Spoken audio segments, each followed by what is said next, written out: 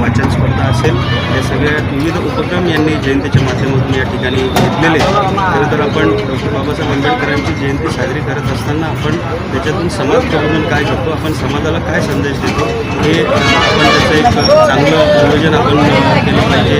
या ग्रुपच्या वतीनं ते त्यांनी अतिशय व्यवस्थितपणे साध्य केलेलं आहे.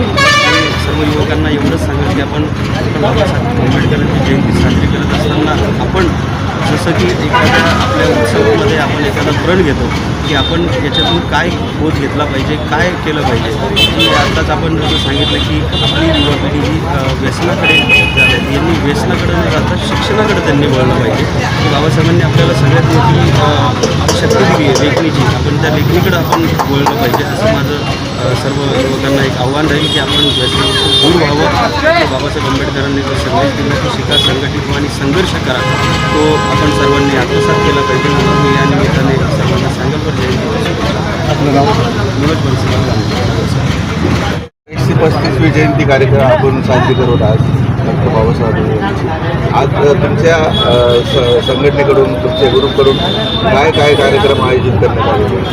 सर्वप्रथम विश्वरत्न डॉक्टर बाबासाहेब आंबेडकर यांच्या 135वी जयंतीनंतर आम्ही आज भोजनदानाचा कार्यक्रम केला होता. आज सांगायचं म्हटलं तर आज खूप काही आमचे कार्यक्रम होते. जसं की आपण भोजनाचा कार्यक्रम ठेवला, वापस वाचन स्पर्धा ठेवली होती, त्यानंतर वापस संगीत खुर्ची ठेवली होती. बरेच असे विविध प्रकारचे कार्यक्रम घेतले आम्ही. बाबासाहेबांच्या आशीर्वादानं आज ज्या समाजाला गाडीत बसायला इटावर आज त्याच समाजाकडं गाड्या आल्यात.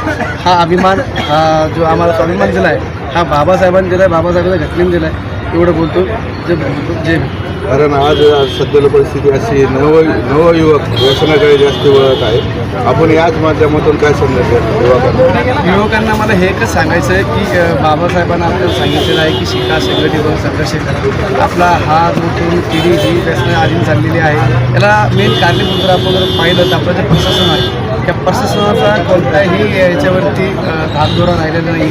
त्याच्या पाठीमागं प्रशासनाचा हात आहे. म्हणून हे जे व्यसनाधीन जास्त लोक झाले, जसं की आपण पाहिलं बटन, गांजा ह्याच्या गोष्टीत ह्या प्रशासनाच्या अंतर्गतच ह्या गोष्टी घडत आहेत. मला शासनाला एक विनंती आहे कळकळीची की आपला जो काही नवतरुण प्रवर्ग आहे हा व्यसना या पावलावरती बाबासाहेबांनी चालले पाहिजे. संदीप उत्तमराव म्हणून एक दोन शब्द.